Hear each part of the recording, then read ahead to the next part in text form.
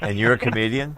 Welcome back to Everything All the Time. I'm Pat O'Brien. Court McCowan, Is who back. it turns out has a sense of humor of Danny Vegas. Hey. Who, by the way, has the tiniest hands. You ever seen his hands? Let's just move on. That's why he always move on. does Let's this. move on. Let's move on. Let's move on. We're joined now by one of my dearest friends, Olympic friends, and the answer is no. But Ty and I have been friends forever. Ty Babylonia. Hi, Ty. How are you? I'm great, Pat. How are you? I'm good. Court's here as well.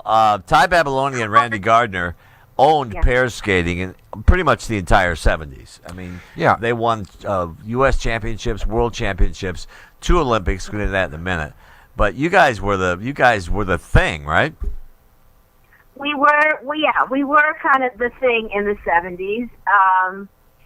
Like you said, five U.S. championships, and then we won. You know, the big thing was we won the World Championships in 1979, which was leading into the big Olympics in Lake Placid in 1980. Which was such a huge deal for the United States because it was the first time we'd hosted Olympics in a long time.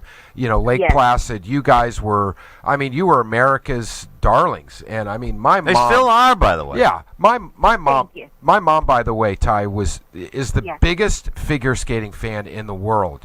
And and when the Olympics would come around, my mom was one of those people that would sit there and she made, my mom's a sweet lady from Oklahoma. She's like, oh, they're so darling, and just all Is that those how your comments. mom talks? Yeah, she was awesome. But the funniest, Oh. and when you guys could not, because of Randy's injury, couldn't compete in the Olympics. She was heartbroken. This country was heartbroken when that happened. It was a definite life-changing moment, and it happened in a matter of minutes, and everyone saw it, and it was just it was one of those moments where it didn't happen like everyone anticipated it would happen. And so there was so much media beforehand and during and after, and it's almost like it's like you said, we touched hearts. Yeah. And well, let's go back. really- How did it happen? So you get to Lake Placid, or was it before? It happened before, actually, Right. Pat. We were training in Santa Monica, and a simple jump Randy was doing, he irritated it. It was they call it the abductor muscle. It's in the groin area. Right. And he irritated it, but worked through it. He got some therapy at home and worked through it. And then when we got to Lake Placid, he re-injured it again. And just kind of kept working through it. And then if you go back and if you happen to see some of the footage from that night, it's what happened was he got a shot of Xylocaine because he was in so much pain, and so he went back into the dressing room with Dr. Daly at the time, and he got the shot, which happened to deaden the pain where it was, hurting, but then obviously the doctor maybe administrated too much of the medicine, and it went down his whole leg. So if you look at the footage, Randy's leg completely buckles underneath him, Paralyzed, and the rest is kind of, kind of history. It's set on the map in a very strange way. Ty Babylonia is our guest, saved by the hockey team that year. People forget about this incident. And Eric Heiden. Can't forget Eric Heiden. And Eric Heiden, my friend Eric Heiden. We used to go biking together. I spent 18 days in Paris at the World Figure Skating with a bunch of you guys. Scott Hamilton? No, Scott was there. Who was the Nancy darling? Kerrigan? Nancy, yeah. Who was the darling of skating back then in the 90s? Tanya Harding. Tanya Harding. Yeah. Katarina Witt and I spent 18 days in Paris. Tanya Harding, yeah. Another one. Katarina and I spent 18 days. The answer is no, too. But one morning she woke. The answer is she woke me up one morning. Always no. I know. She woke me up one morning and said, "Let's go running." I said, "Okay." So I put my stuff on. We go to work out. Yeah. And we run 2 blocks, and she goes, "I'm done."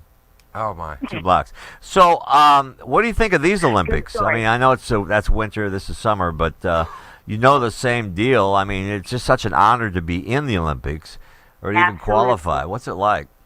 Absolutely. Well, it's what every little young skater dreams of is becoming an Olympian. And, you know, it happened to Randy and I twice. The first time in 1976 in Innsbruck, Austria, I was 16, and no pressure. See, there's the difference between then and then 4 years later. In 76, we were able to, you know, embrace the whole experience, the Olympic Village, and just meeting all the different athletes from around the world. And then 4 years later, that's when the pressure, you know, that's when all the hype starts. And so it's a whole different ball game. Let me ask you this, Ty. When you do talk about that pressure, and you see these guys that come out there now, and especially in some of these events that, you know, they take place in a matter of minutes, and there's all these years and years and years and years that lead up to it, and then it's over in a blink of an eye, and it's either huge success or it's, you know, there's disappointment. But is there still, even though you go through that, still the unbelievable experience of just being in the Olympics? Yeah, right. Absolutely. And I think that gets lost along the way. Just making the Olympic team is huge. But there's so much emphasis, and you know, I see it gets more and more intense every 4 years. There's so much emphasis, not even in just winning a medal. It's all about the gold medal. And I think I hate that. I hate it too, because there's more to it. And then when someone wins a silver or bronze, it's like a failure, which is so, you know, ridiculous. It's ridiculous. And I'm hoping one day that will change and people realize just making the team is so fabulous, and, you know, so much hard work went into it. Yes, gold is great, and, you know, it's major, but, you know, silver and bronze is pretty good too. Yeah, the girl that won the silver in the all-around gymnastics, the American girl that was, you know, had retired and had come back, and I remember when I watched it the other night when she hit her final landing after on her floor exercise, and she just busted out crying. And she knew she wasn't going to win the gold. She won the silver, and she was just she was overcome. And that was something I really appreciated, because it wasn't about the gold. It was medaling in the Olympics after so much. Ty Babylonia is our guest. I used to have, you know, these late night shows at the Winter Olympics, and I forget who it was, but somebody had won a bronze. Who's the American figure skater who won Scotty Bowman, who's passed on since, but guy who won the silver. I can't remember. Was it Paul Wiley? Yeah, Maybe Paul Wiley. Paul Wiley came on the show, and he had won either a silver or bronze, and he was crying. And that moment struck me, because he knows the work he went, and Paul could have very well won, by the way. But he was so happy to have that silver medal. Of course. And he was crying on television. Absolutely. And that's what it's about. I mean, I would cry just being in the parade. Right. I mean, really, for an athlete, I'm speaking for, you know, Randy and myself, and I think most of the skaters, our goal is just to go out and do the best that we can do. And, you know, after that, it's really up to the judges. You really just want to, with all the years and hours that not only you put in, but it's a family commitment.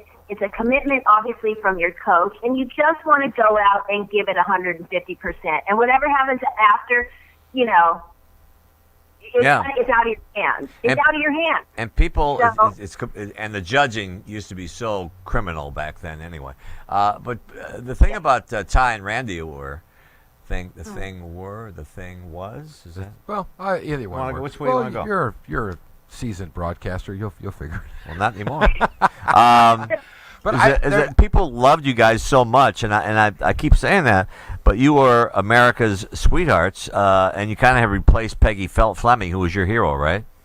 Absolutely. She was the reason I started skating. Peggy Fleming. The answer is no there, too. But Peggy is a darling and a sweetheart, and I just saw her last year. She still looks the same. Peggy Fleming looks the same. Yeah, skaters we age pretty well. Well, I'm gonna ask you about one person, and I would be amiss if I didn't ask you about this. Your take on that whole Tonya Harding, Nancy Kerrigan. I want to hear both sides of this, but I really, because it's a sport that was, I mean, there's a lot of prestige to it. You don't think of it as someone taking a baton and cracking someone on the knees. What did you think of all that? Well, we were all kind of in shock. I know Nancy. I don't really know Tanya. And I think this was a case of someone wanting, I think she and her group, we'll call her that group. Right, the gang that couldn't shoot straight, by the way. Mob, gang. They saw dollar signs. Right. They saw dollar signs. They saw money. They saw endorsements. They they were thinking way ahead, and they were going to do whatever it took to get it. Wow. And to the extreme where it's like, oh my God, it was unheard of. It just kind of caught everyone off guard. It put skating on the map in a huge way, in a negative way, but it put it on the map. So, because people were paying attention. I was in the middle of all that because I did the figure skating that year and Lillehammer, and in '92. Everybody forgot they never skated against each other. You don't skate against somebody. No. They were in different groups. And I went in the back door that night because it was freezing cold that night. And I had my driver drop me off in the back, and I walked in, and Tanya Hardy was standing there, and she said, "Give me a fucking cigarette." She did not say that, Pat. Yeah, so I gave her a cigarette, and. But you notice he didn't say the answer is no about her. Definitely no. But and then notice that, Stuart? And that was also the year that Nancy won the silver because Oksana Bayul was so great that year. Oh yeah. And I said to Nancy on live TV, I said, if you take the money you might win out of the silver and buy yourself a personality, you're going to be fine. But you know what? Nancy's great now. Nancy's great. I see her all the time. Nancy's great now. It's that pressure. See, there's no book. There's no manual to teach you how to be a professional because now you become this professional. There's no manual teaching you how to conduct interviews. It's just, you kind of fly by the seat of your pants, and obviously Nancy wasn't prepped or prepared for some of the attention or all of the attention she got, which was major. She was so angry. All right, we got to take a quick break. Ty Babylonia, can you hold on a second? Yeah, of course. She'll be back in a moment, and she'll talk about the time she and I did almost the perfect jump together. Oh, God. Oh, God. Well, she'll confirm it. All right, yeah. Back in a moment.